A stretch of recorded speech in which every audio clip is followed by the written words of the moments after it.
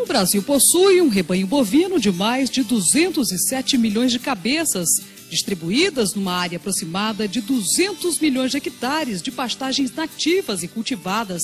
Atualmente, é também o maior exportador de carne bovina do mundo. Para atingir esse patamar, o país investiu em novas tecnologias para a pecuária e, com isso, aprimorou técnicas de criação, aumentando a produtividade. Com esse espírito, pesquisadores da Embrapa Gado de Corte e Embrapa Cerrados lançaram em 1984 o capim braquiarão cultivar marandu, originário da África, com alta produtividade de forragem e resistente à cigarrinha das pastagens. Hoje o Brasil possui 60 milhões de hectares plantados com capim braquiarão. Mais de 50% dessas áreas estão na Amazônia Legal.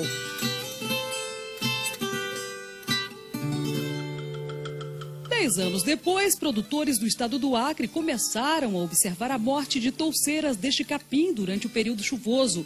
A partir de 1998, o problema se agravou e também passou a ser observado nos estados do Pará, Mato Grosso e Rondônia. Na época em que foi lançado, já se sabia que o capim braquiarão não se adaptava a solos mal drenados. Entretanto, a falta de informação sobre os tipos de solos em suas propriedades, os produtores plantaram o capim indiscriminadamente em toda a região amazônica. Os solos da Amazônia são solos pouco desenvolvidos, principalmente na Amazônia Ocidental. Grande parte desses solos tem problemas de drenagem. Aqui a gente tem um exemplo de um solo que tem características de má drenagem. Quando utilizado com pastagem, eu tenho uma baixa profundidade efetiva, que a gente chama, que tem essa camada de impedimento, a camada de plintita. Aqui, nesse caso desse perfil, está uma profundidade de 60 centímetros. Né? E essa profundidade é onde a profundidade que as raízes conseguem desenvolver bem. O lençol freático, a água, oscila, né? Tanto nesse nível desse horizonte, como para cima. E você cria uma camada de impedimento. Esse excesso de umidade cria uma série de restrições ao desenvolvimento dessa pastagem, que vai culminar com a sua morte. Além de conhecer os solos da região, também foi necessário saber mais sobre o capim braquiarão. A síndrome da morte do capim braquiarão é causada pelo excesso de água no solo e ataque de patógenos nas plantas. Estudos desenvolvidos pela Embrapa nos últimos 10 anos elucidam o porquê disso. Sob excesso de água no solo, o capim braquiarão acumula amido nas folhas e açúcares solúveis nas raízes.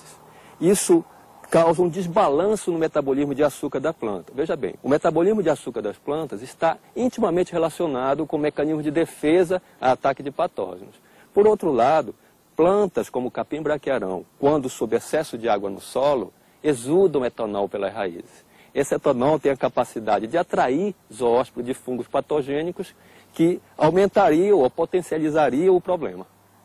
Como consequência do plantio em áreas de solos mal drenados, grandes extensões de pastagens estão morrendo na Amazônia.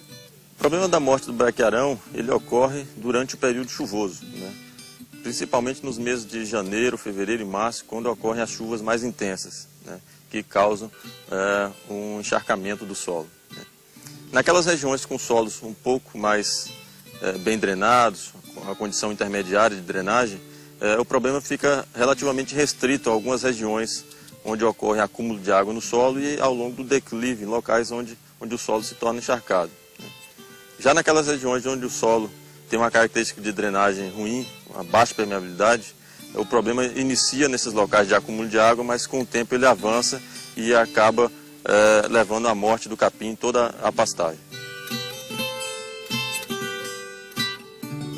Os sintomas característicos da doença são o amarelecimento das folhas, né, em algumas reboleiras, que evolui para uma condição em que a touceira se torna completamente seca, como a gente pode observar aqui.